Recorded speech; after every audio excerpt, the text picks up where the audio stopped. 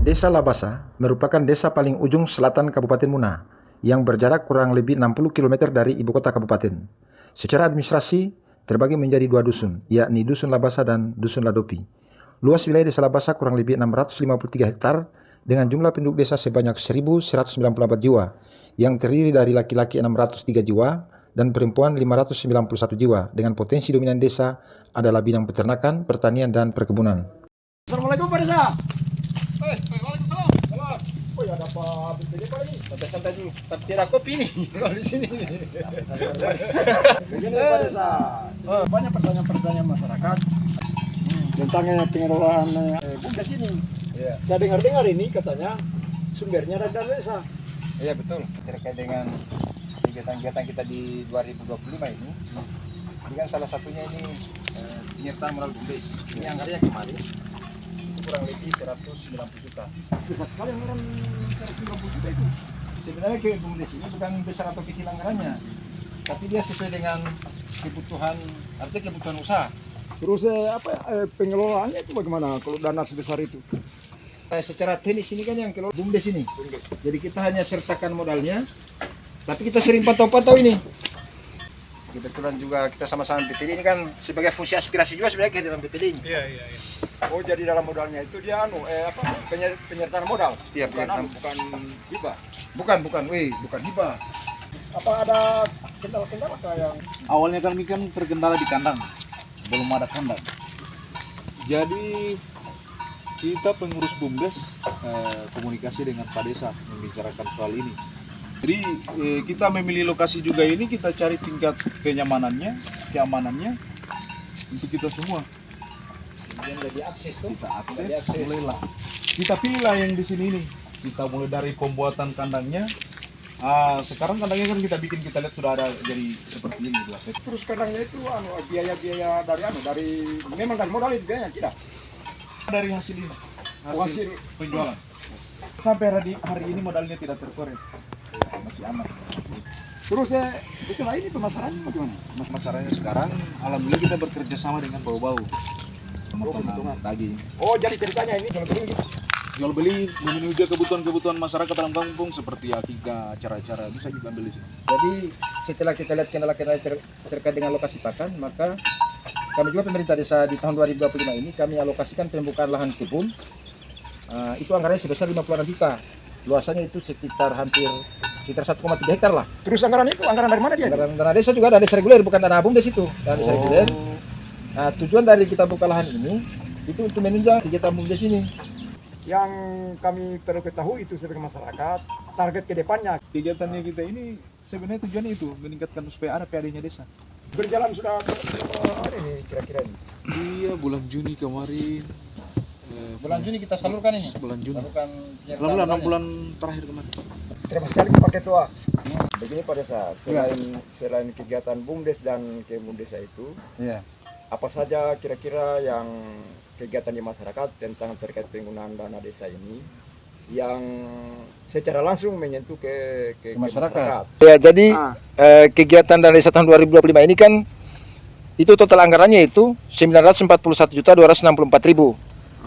Nah, jadi untuk rincian-rinciannya itu kan pertama tadi penyertaan modal bumdes kan yang kegiatan jual beli ternak ini 190 juta. Kemudian kebun desa itu 56 juta. Kemudian ada BLT dana desa itu sebanyak 39 KK. Itu juga kita bahas bersama itu karena kita dibatasi juga dengan aturan. Maka suka tidak suka kita hanya batasi 39, jadi kita sortir betul-betul juga itu. Jadi yang menjadi prioritas kami kemarin, kita utamakan dulu kaum-kaum yang difabel, kemudian termasuk ibu-ibu yang maksudnya kepala rumah tangga yang janda-janda, kemudian termasuk yang lansia-lansia.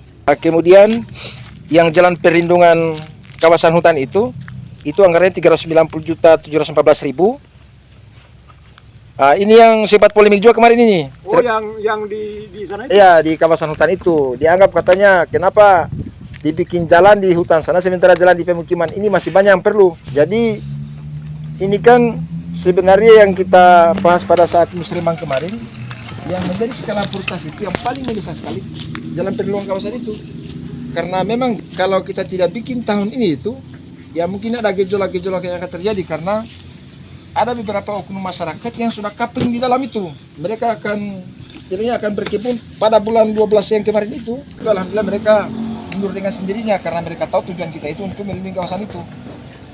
Nah, sehingga memang asas kami desakan yang kita duluankan ya jalan itu dulu. Kemudian ada makanan tambahan. Kan di Labasa ini ada dua ada 2 posyandu. Jadi ini alokasi makanan tambahan itu per posyandu itu 500.000. Jadi 2 posyandu itu 1 juta per bulan. Nah, itu kita desa, kita sertakan hanya berikan uangnya ke mereka. Mereka yang bikin laporannya misalnya. Kemudian baliho APBD juga itu kita beli dari desa itu anggarannya 2 juta. Karena balihonya itu kan ada 2 itu. Harganya di percetakan itu 600.000 per baliho itu. Ya sewa skafoli dengan HOK kemarin itu kurang lebih 600.000. Jadi total untuk baliho itu ya 2 juta. Kemudian untuk insentif kelembagaan, ini yang insentif kelembagaan dari desa ini besarannya 106.800.000 rupiah. Insentif ini terdiri dari ada insentif kader posyandu itu 12 orang. Kemudian ada insentif kader posbindu itu 3 orang. Kemudian ada insentif kader pembangunan manusia itu 2 orang.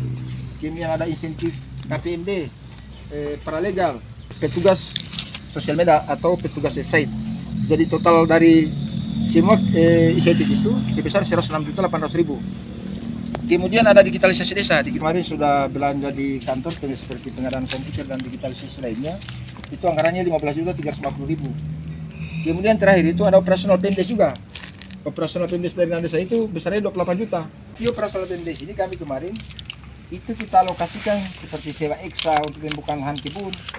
Karena dengan dana 56 juta ini pembukaan lahan kebun itu tidak cukup. Jadi dari total semua yang kita keluarkan tadi, ini kan nanti biasanya kita akan musyawarah pertanggungjawaban nanti kita akan pampangkan itu link fokus kegiatan-kegiatannya termasuk foto dokumentasi dengan jumlah anggarannya supaya di situ bisa terpublikasi semua. Mulai dari perencanaan, kemudian pelaksanaan, kemudian pelaporan, pertanggungjawaban, itu semua kami sudah publikasi di media-media itu. Mulai dari media misalnya FB, kemudian YouTube.